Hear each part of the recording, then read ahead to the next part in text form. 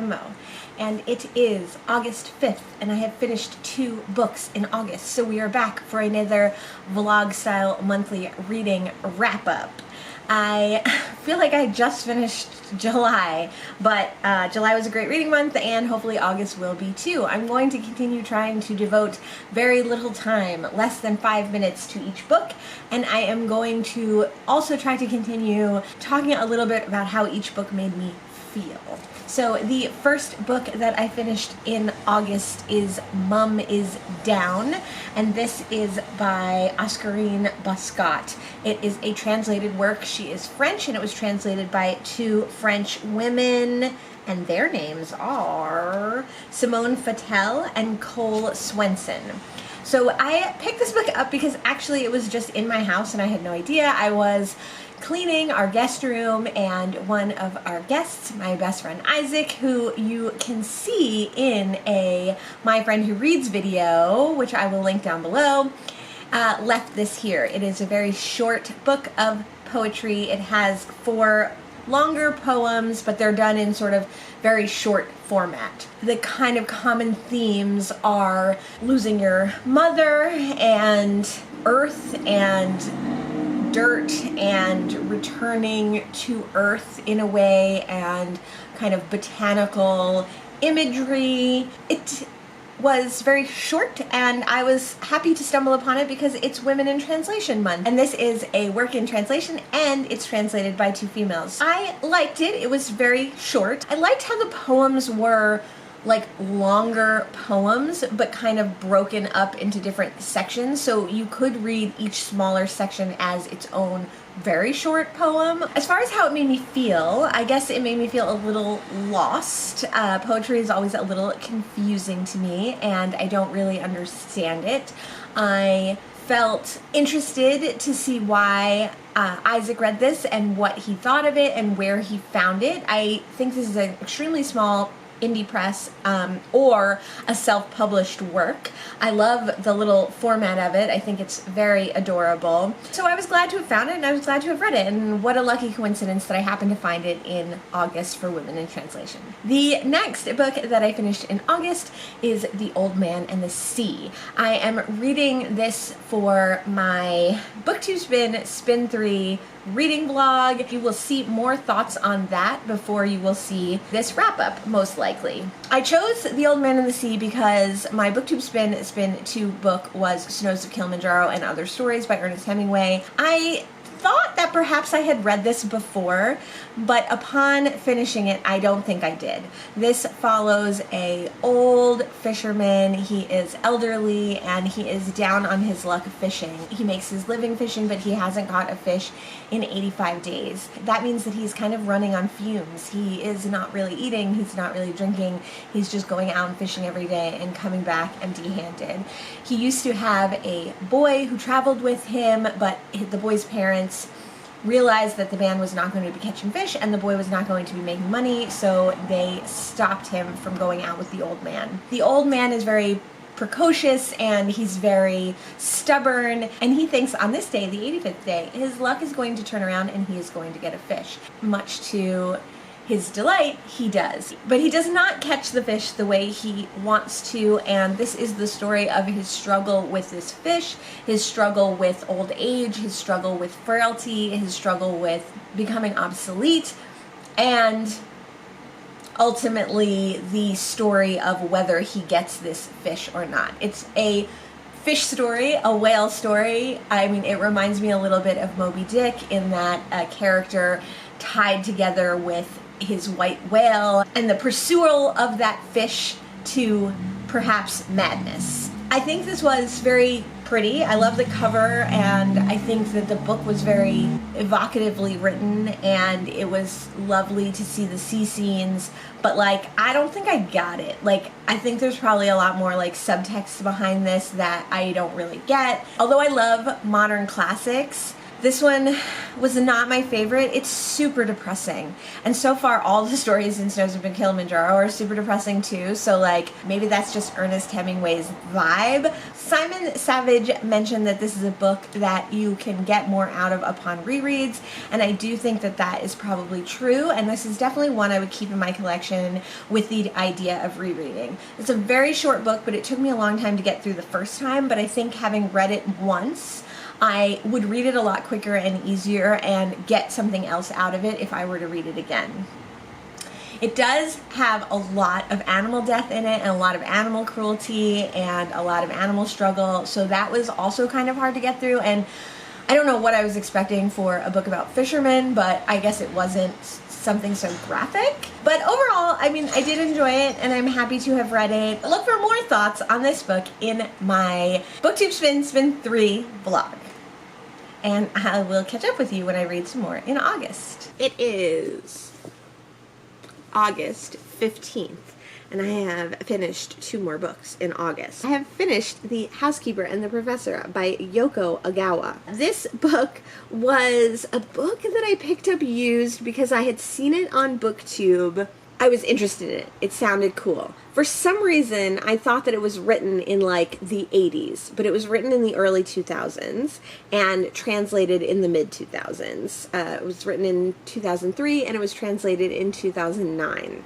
It was translated by Snyder. This book follows a housekeeper who works for a housekeeping company, and she's sent to multiple different homes over her career as a housekeeper. She is a single mother, and housekeeping is the thing that she knows how to do well and that she's done for her life and that she feels comfortable with, and that provides her a career that she can provide for her son. When she's called to the house of a aging professor, she wonders why so many housekeepers have tried and fail at this person's home. She soon discovers that the professor has a memory injury and he can only remember the last 80 minutes, and then his memory reverts back to 1970s when he was in a car accident. The professor's sister-in-law is the person who employs the housekeepers, and our main character at first is confused about what to do because the professor can't really tell her, and the sister-in-law has told her that she doesn't want to help the housekeeper at all and she doesn't want to have any contact with the housekeeper if possible. But our housekeeper becomes enamored of the professor. He was a math professor and he relates everything back to math. She becomes delighted and intrigued by the connections that he makes with life and with math, and she starts to really enjoy her work. The professor also loves children, and when he discovers that she has a child, he's delighted and he insists that the child comes to live with them as well. So that's like the basic premise. I don't want to tell you too much more of it. This book is like very quiet. It takes place over like 6 or 8 months of these people's lives and how they kind of get to know each other and get used to each other's quirks and become friends and become family, how they come together and come apart and come together again. This book has a lot to do with math, which is really interesting, and it has a lot to do with baseball, which is really interesting. When I picked up this book, I couldn't remember why it seemed so intriguing,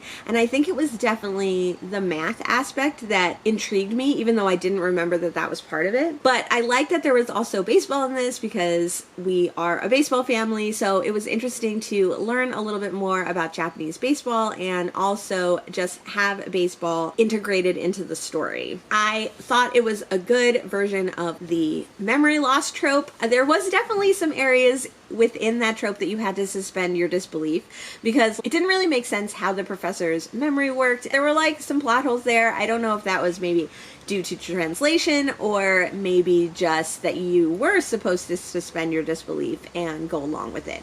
I found it fairly easy to do that. It didn't bother me that much in the story. I think the story was interesting and compelling enough. It was interesting that the housekeeper, although she thinks she's only good at being a housekeeper, comes to like and relate to math and becomes interested in math, that the professor was able to give her that. As far as how this book made me feel, this was a very like quiet book, but it had a lot of visceral aspects to it. It had the ability to make you feel the closeness and dustiness of the professor's bedroom and office.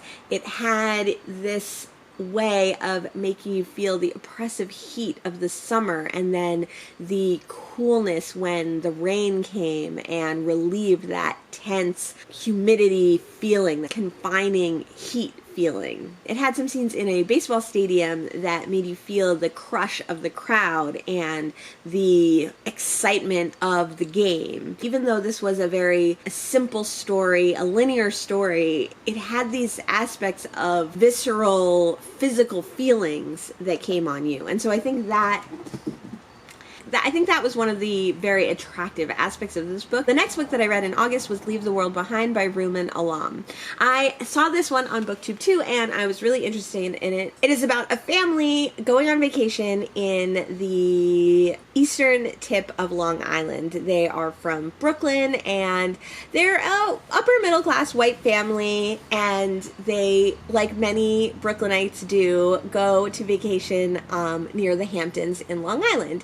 They have enough money to do this, take this break. They have a 15-year-old son and a 13-year-old daughter, and they're able to take breaks from their work and kind of go out and spend a week at a fancy house and imagine that they can live this life where they have a pool and they have air conditioning and they have the ability to shop whenever they want and buy as many groceries as they want and leave their world behind.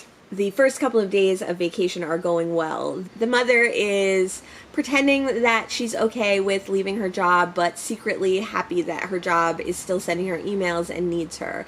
The father is sneaking off more often for cigarettes because it's the holidays. The kids are angsty, but they're all enjoying themselves and enjoying being together and enjoying being on vacation. This illusion of comfort and solitude is broken when on the second or third night of vacation there comes a knock on the door, and a older black couple is waiting at the door claiming that this house is their house and that they need to be let in. Our white family is very confused and trepidatious and nervous, of course, but it's soon explained that this couple does actually own this house. It's their vacation home, and they rent it out to recoup the money that they spent renovating it. They live in Manhattan, and they are upper class, quite a bit more rich than the white family.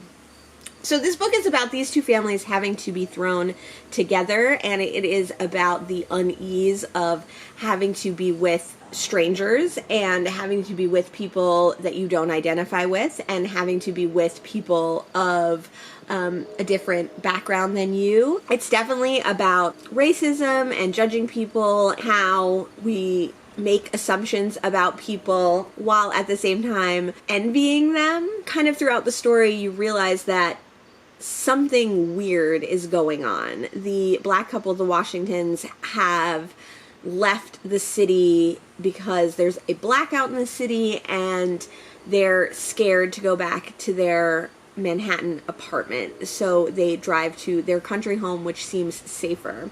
There's a lot of back and forth about whether the families are going to go back to the city, whether they should hang tight. There's a lot about not being able to get cell phone reception, not being able to get TV, not being able to get radio, not knowing what's going on. Knowing that there has been a major event in the city, but not knowing whether it is catastrophic, not knowing whether it is dangerous, not knowing whether it is deadly. This book feels very unsettling the entire time. But you know how I don't like that building tension and the fact that you know something bad is going to happen, but you're just waiting for that bad thing to happen? It didn't have that feeling.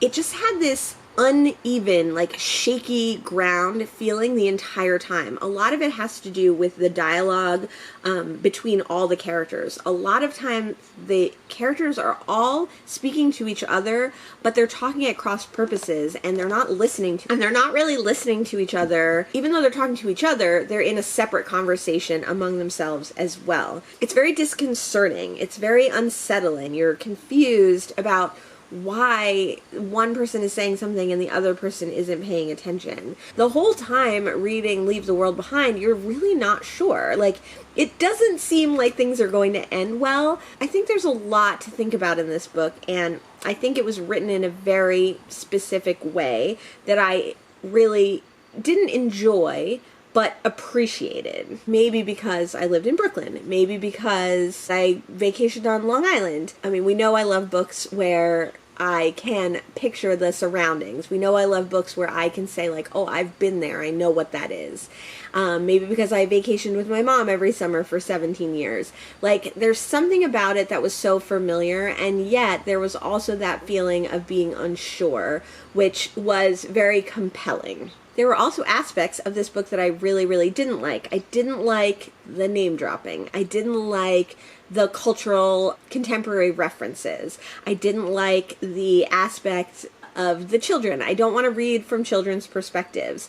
This book was interesting because it changed perspectives multiple times in every chapter. So sometimes you would be seeing from the mother's perspective. Sometimes you would be seeing from the man in the black couple's perspective. Sometimes you would be seeing from the children's perspective. So every chapter just flowed for the different perspectives, which I thought was interesting. And also kind of kept you on your toes in that way. Like, you had to kind of figure out who you were reading from every paragraph. And then there was also like kind of a paranormal, supernatural, sci-fi aspect to this book, which was very interesting. You definitely wanted to know more about what was happening in the city, just like the families did.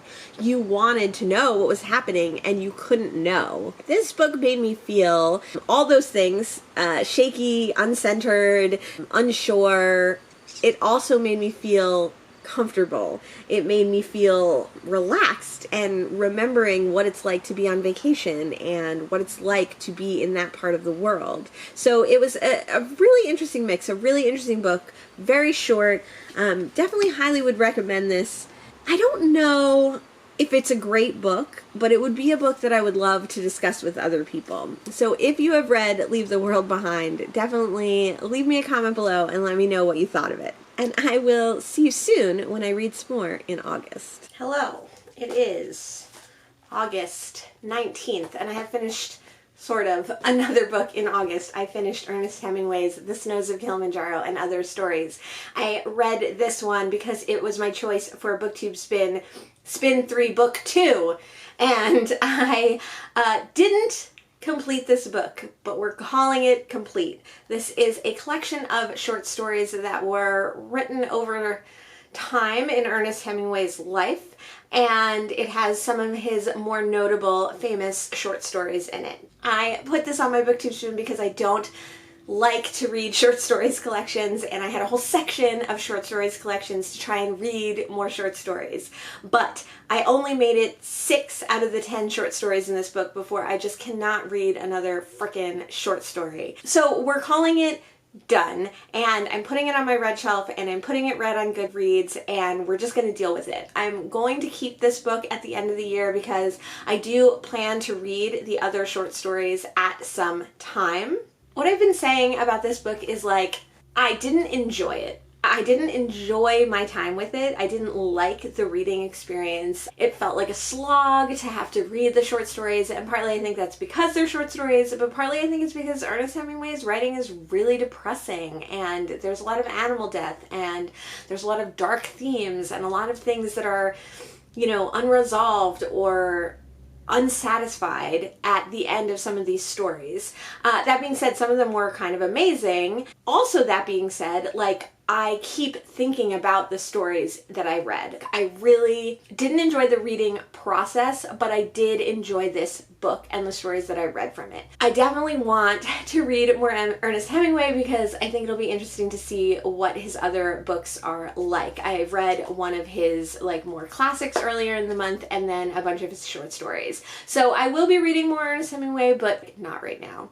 And I will catch up with you when I read some more in August. It is August 25th, and I have finished 2 more books in August. I finished Like Water for Chocolate. I was reading this for Women in Translation Month. It is written by Lauren Esquivel and it is translated by Carol Christensen and Thomas Christensen.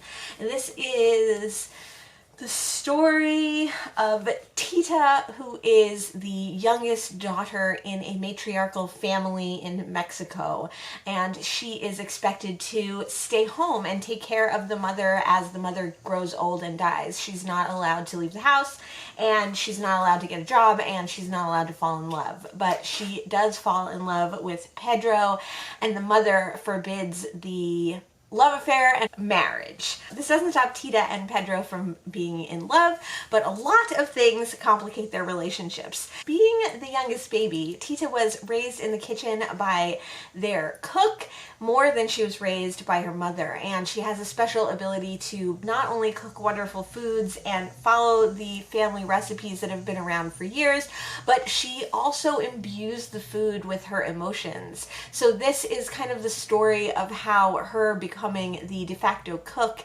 her being the youngest daughter who can't leave the house, her infusing the food that she cooks with her emotions and how that affects her sisters and her mother and her lover and her friends. This was a really great book. Obviously it's very, very well known. It was written, I think, in the 80s, and there was a movie made of it as well. I wish that my book copy didn't have the little movie thing. I wish it didn't have that. It's definitely like an intergenerational tale, even though it takes place during Tita's lifetime. It tells of kind of the mother and a little bit of that background and like what goes on to happen later on with subsequent generations. This book reminds me of The House of Spirits, which I have not read. That is also a translated work from Spanish, but it's one of my best friend's favorite books, and she's always wanted me to read it, and this kind of felt like an introduction to that in a way. Obviously they're different books, they have different stories, and they're not about the same things, but that book intimidates me because it is very multi-generational. It does follow a lot of generations of one family. It's also a matriarchal family, and there's also a element of magical realism in there, and also Spanish translated. I really enjoyed this book. I liked that it was broken up into months. I don't know if it was originally written as like monthly installments, but it's broken up into different months and different recipes. So each chapter starts with preparation, and the first couple of lines of each chapter is how to start preparing the recipe that was in that month. Then through the recipes, it kind of goes on to tell the story of that month, and it's basically a full year, but it's more than a year, but it's a full year of recipes. I liked that put such an emphasis on food and how food works with community and how food works with family and how food works with stories. It made me feel that kind of feeling that you get when you're gathered around the table, or remembering your memories that are associated with food, how you have your favorite meal on your birthday, or have your favorite Christmas treats. It made me feel nostalgic in that way. I guess it made me feel frustrated a little bit that a lot of people in this book did things that they shouldn't have done, when they should have just broken away and been their own person, and that would have solved a lot of problems. And I think this is actually a great book to start with if you are interested in translated works. One, it is kind of a newer modern classic. Two, it has a movie associated with it, so you could watch that after.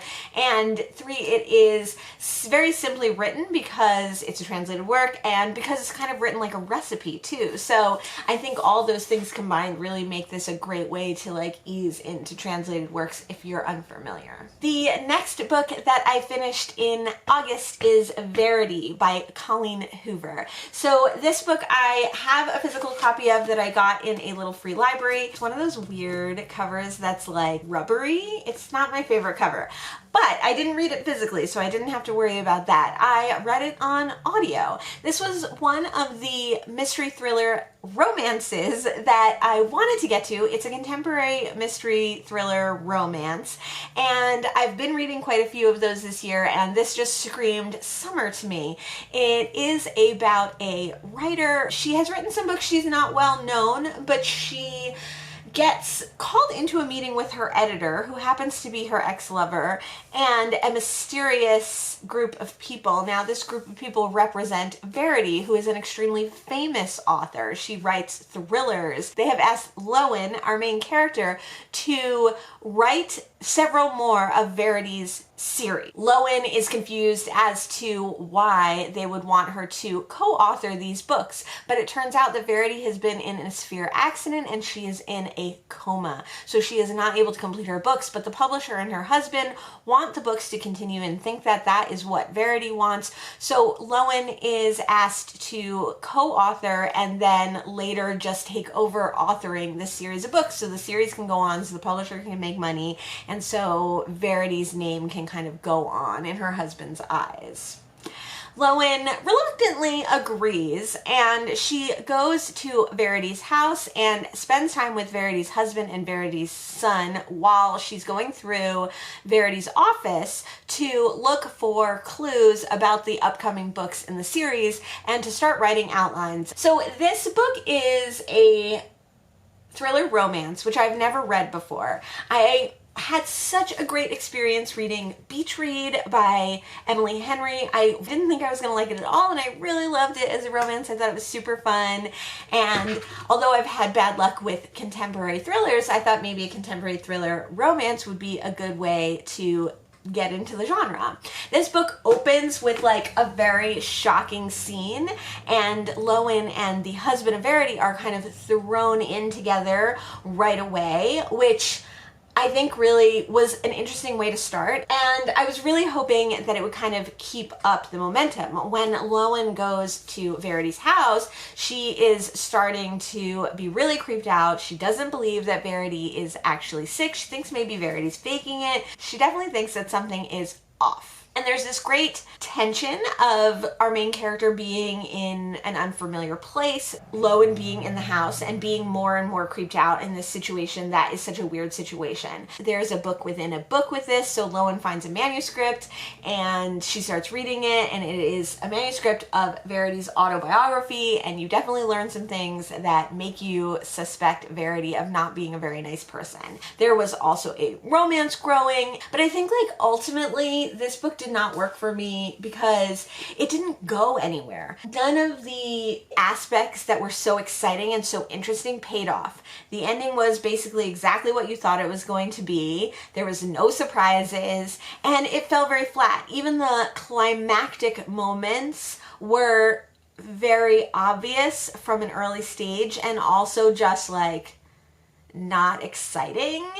And then the romance part of it was believable, I guess. I didn't feel like the romance had a lot of chemistry. Like, whereas in a lot of thrillers you would think the thrilling aspects would bring them together, they were so separate. They weren't in danger or in peril together. They didn't have this kind of common sense of fear and excitement that maybe would lead to a romance. There are aspects of this, like the other thrillers that I read, hinting that Lowen is an unreliable narrator, which like was worrying me when I was reading it. But then not only does that not really play a big role at all, the one scene that was kind of interesting that had to do with that like never went anywhere. Like, this thing happens and it's like very mysterious and it has to do with her like unreliability, but then that's the only scene like that and never again is anything done. It was just like an attempt to make her unreliable even though she wasn't even unreliable. I don't know, it just was really flat. There was all this potential here, but like ultimately it just fell extremely flat. This goes in the pile of contemporary thrillers that were like eh, and this does not go in the good pile of romances either. So I don't think I would read another Colleen Hoover book. There was nothing here that was so interesting or groundbreaking that I think I would read another one. Now, Emily Henry, I would 100% read another book of hers. It is August 30th, and I have finished the 8th book that I've read in August, and that was Rebecca by Daphne du Maurier. This follows a unnamed main character as she is a companion to a gossip and biddy in Monte Carlo. From there, she ends up meeting a mysterious and sexy gentleman who she quickly falls in love with. Her choice is to go to New York, which she really doesn't want to do, or to marry this gentleman and return to his huge country estate, Manderley. She definitely chooses to marry Mr. Maxim de Winter, and she becomes Mrs. de Winter. Unfortunately, looming over her head and looming over her and Maxim's happiness is the ghost of Maxim's recently deceased wife, Rebecca. Everywhere our main character goes, she hears about Rebecca and how wonderful Rebecca was, how beautiful she was, how everything she did was wonderful, and she made everyone feel super special and amazing. Now, our main character, the new Mrs. de Winter, is shy and timid and isn't really good at socializing or interacting with people. She is an orphan and she doesn't have the social skills that a large country estate really requires. When she gets to Manderley, she meets Mrs. Danvers, and Mrs. Danvers was Rebecca's BFF, and Mrs. Danvers does not make life easy for our main character. There are a lot of twists and turns in this book. There are a lot of thrilling moments. They call it on the cover a modern masterpiece of romantic suspense, and I would say it definitely is that. It's very suspenseful, but also I would say it's definitely a thriller. There are some heart-pounding moments in this and just some really amazing surprises. I have always wanted to read this book. One of my best friends' exes was reading this book literally like 15 years ago on the beach one day, and I remember him telling me how it is just like a classic of modern literature and a classic romance and a classic suspense novel. It's a modern classic. It was written in the 30s, and he just went on and on about it. I think it's definitely also kind of a queer favorite, even though there are no outly queer people in this book. I think that it has become well known in the queer community and well loved in the queer community. Another one of my BFFs, she just read it and she wanted me to read it. So when I was doing the 1,000 Doors Readathon and a prompt that this could fit came up, I decided to read it, and it was great. Totally lived up to the hype. I'm having like a really great summer for books that are super hyped, living up to it, and being really great. I think this is a book that I'm going to think about a lot. Just the way that it was written and the beautiful descriptive passages and the atmosphere that is created by the juxtaposition of like beauty and evil and by death and life. All these things that are really poignant and amazing, and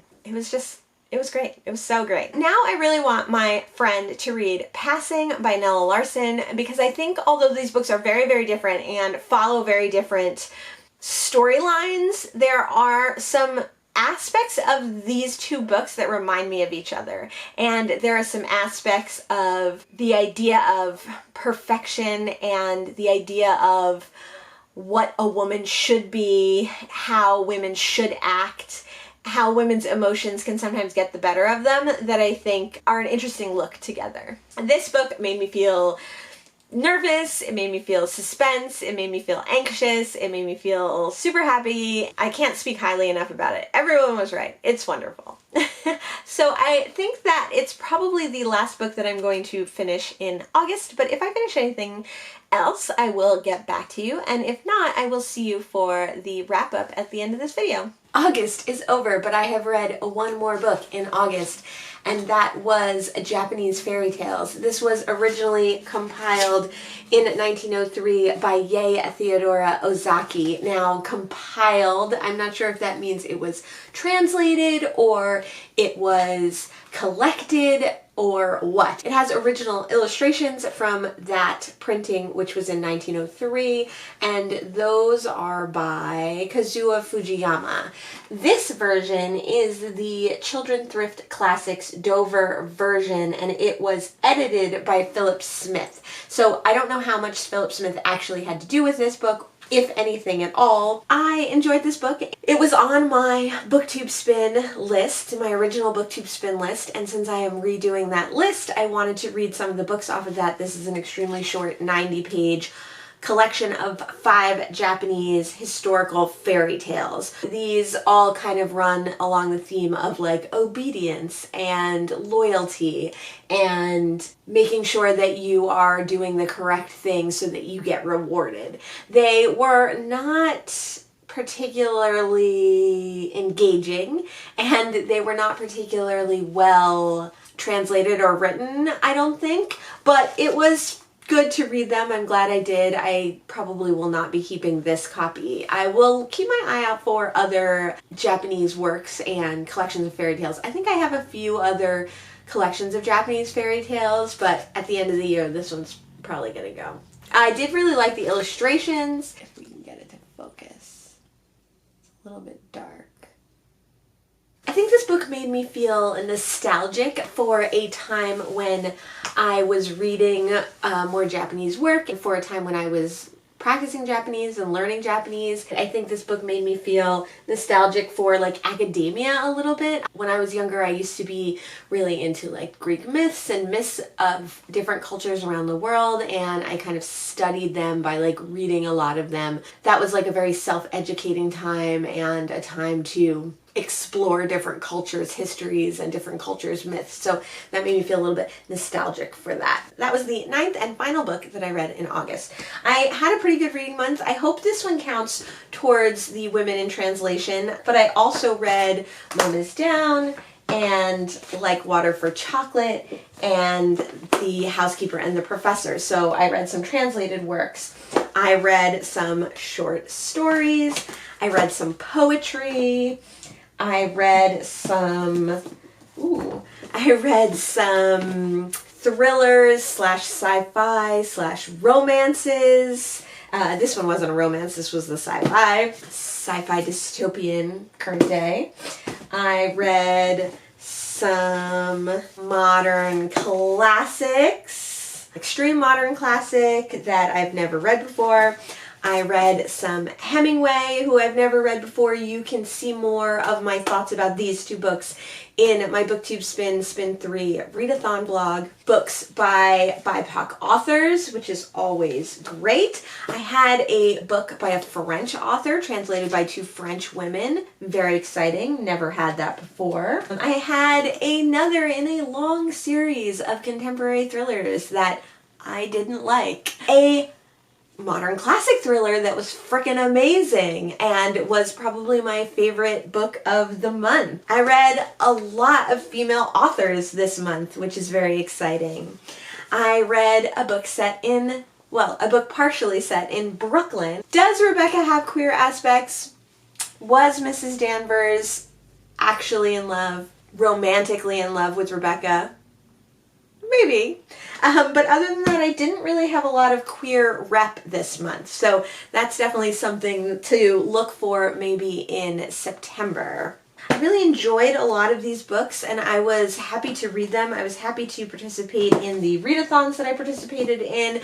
I am going to do a whole other readathon recap because it's like kind of too much to talk about here. I participated in at least 3. I had a very fun and interesting reading month, a lot of diverse reads, a lot of things that I don't normally read, like contemporary thrillers, short stories, which I barely ever read, a book of poetry, which I barely ever read. I was able to discuss Rebecca quite a bit with my best friend, which was awesome. I hope you had an awesome August, and I hope you liked hearing my thoughts and feelings on these books. Let me know in the comments below if you've read any of the 9 books that I read in August and what you thought of them. And let me know what your favorite book in August was, and I'll see you in the next one. Thanks so much. Bye.